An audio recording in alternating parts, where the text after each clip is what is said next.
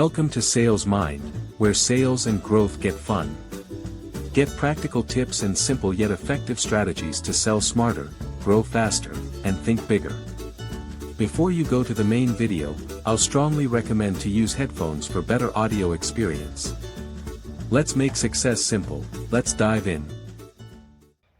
Hello everyone, আশা করি আপনারা সবাই ভালো আছেন। তো আজকে আমি যেই টপিকসটা নিয়ে কথা বলবো সেটা হচ্ছে যে আপনি সেলসে ক্যারিয়ার শুরু করতে চাচ্ছেন অথবা সেলসে ক্যারিয়ার শুরু করেছেন অথবা সেলসে ক্যারিয়ার শুরু করবেন কিনা ভাবছেন, তাদের জন্য কিছু গুরুত্বপূর্ণ এবং ইম্পর্টেন্ট টিপস। আমি প্রায় এই ধরনের অ্যাডভাইস আমার কাছে চাওয়া হয় যে আমি সেলসে ক্যারিয়ার শুরু করবো, ভাইয়া কী করতে হবে, আমি কোথা থেকে শুরু করবো বা কী করলে ভালো হয়, এরকম। তো এখানে একটা কথা বলে রাখি, আপনার যদি সিচুয়েশনটা এরকম হয় যে আপনার যে কোনো একটা জব দরকার, like to meet your financial needs, সেখানে যেটা আসুক আপনি করবেন। সো সেলসে আপনি ঢুকেছেন, হয়তো আপনি এনজয় করছেন না, কিন্তু পরবর্তীতে আপনি শিফট করবেন অন্য কোনো ফাংশনে। আমার ক্যারিয়ারের শুরুতেও এটা হয়েছে, আমি এমন জব করছি যেটা হয়তো আমি পছন্দ করতাম না, কিন্তু but for my financial needs I have to do it, but later I shift to something that I like with a proper plan.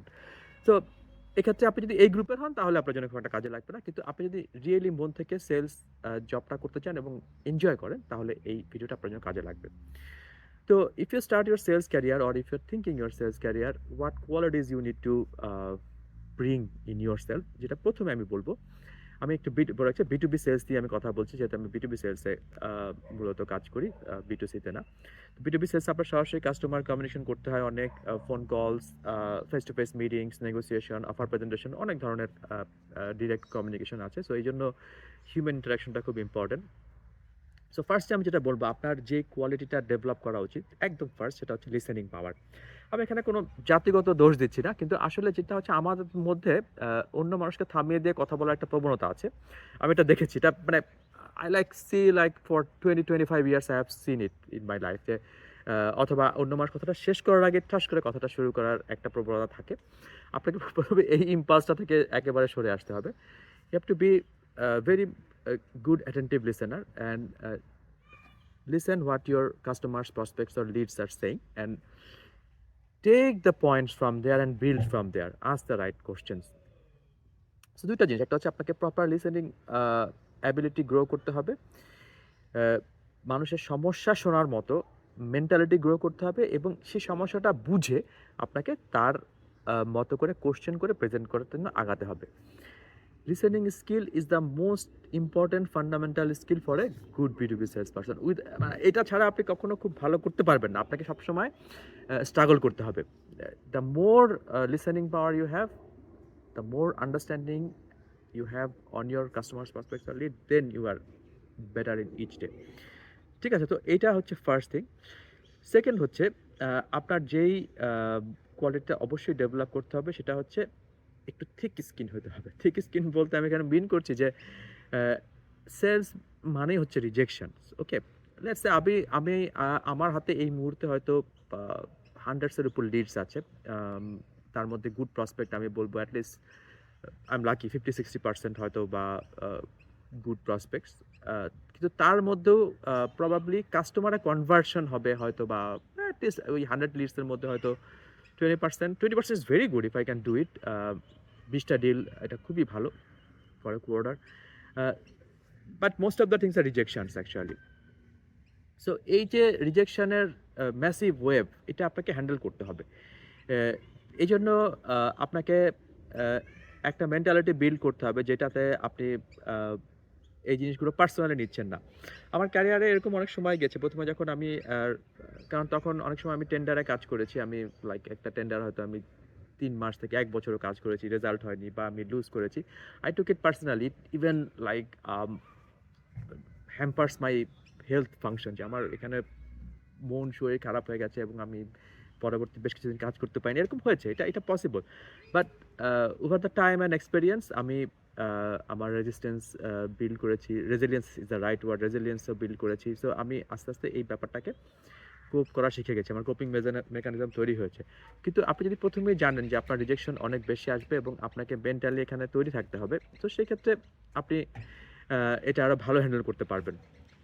So আপনি এখন থেকে প্রিপারেশন নিন যে আপনার অনেক রিজেকশন আসবে, আপনি কখনো কখনো আপনি খুব হার্শ বিহেভিয়ারের সম্মুখীন হবেন, আপনার কাস্টমার বা প্রসপেক্টিভসদের থেকে ইটস বিট আনফর্চুনেট, আমি হয়েছে অনেকবার, বাট আপনাকে এই ব্যাপারগুলো নিয়ে খুব বেশি বদার করলে চলবে না। আপনি মনে রাখতে হবে তারা কেউই আপনার লাভার না, তারা কেউই আপনার হাজব্যান্ড বা ওয়াইফ না, তারা কেউই আপনার ক্লোজ রিলেটিভস না। They are professional, you are having communication with them, এবং কখনো সাকসেসফুল হবে কখনো হবে না, মোস্ট অফ দ্য টাইম হবে না, বাট ইটস অল রাইট।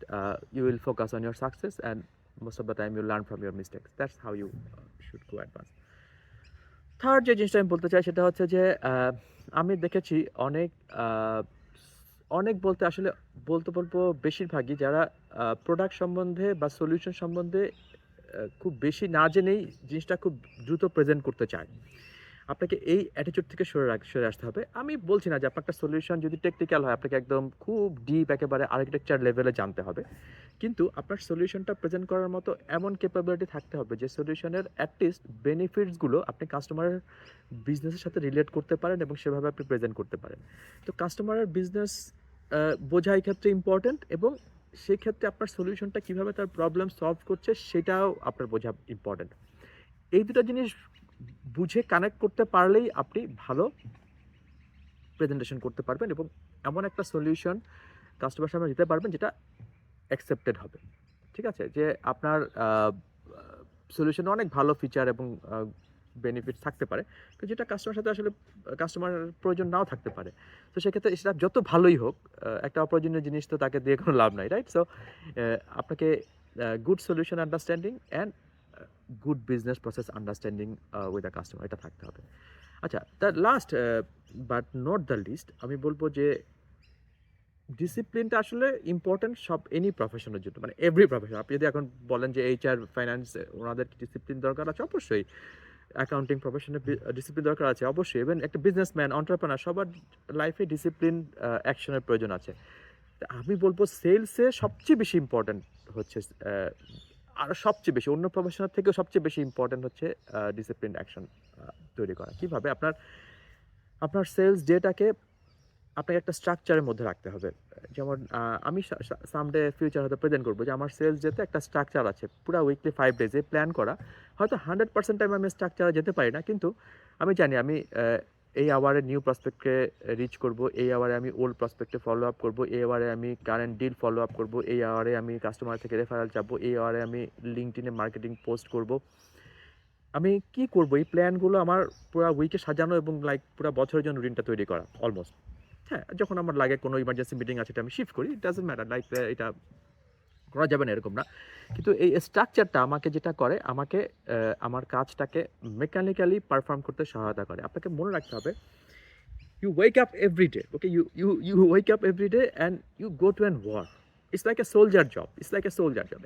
একজন সোলজার যখন ঘুম থেকে ওঠেন, উনি হয়তো ব্রেকফাস্ট করছেন, তারপরে উনি তার প্যারেড করছেন, ড্রিল করছেন, তারপর লাঞ্চ করছেন। কিন্তু একজন সোলজারের কিন্তু মেন ট্রেনিংটা কি? তার মন ট্রেনিংটা হচ্ছে তার ইনসাইডে। উনি সবসময় যুদ্ধের জন্য প্রস্তুত। ধরেন উনি লাঞ্চ করছেন, এই সময় সাইরেন বেজে উঠলো, একটা অ্যাটাক হচ্ছে, তখন সে মুহূর্তের মধ্যে লাঞ্চ ফেলে দিয়ে he will be ready, he will go and he will just go for the war, right? So এই মেন্টালিটিটা খুব ইম্পর্টেন্ট বিল্ড করা, যে আপনার একটা দিনের স্ট্রাকচার থাকবে একটা সোলজারের মতো, এবং কিন্তু ভিতরে ভিতরে আপনি সবসময় প্রস্তুত আপনার ডিল নিয়ে ফাইট করার জন্য।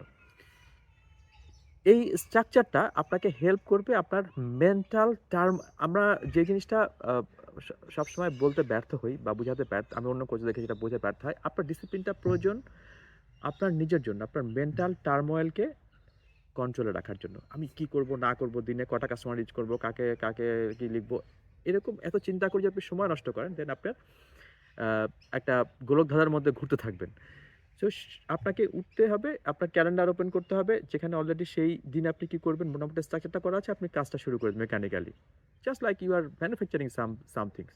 গো there, join the parts and build the things like this. তো আপনি প্রথম আওয়ারে, যেমন আমি ফার্স্ট আওয়ার আমি ইমেল রিপ্লাই করলাম, আমার অনেকগুলো ইমেল আসছে আগের দিন, শেষ, ডান।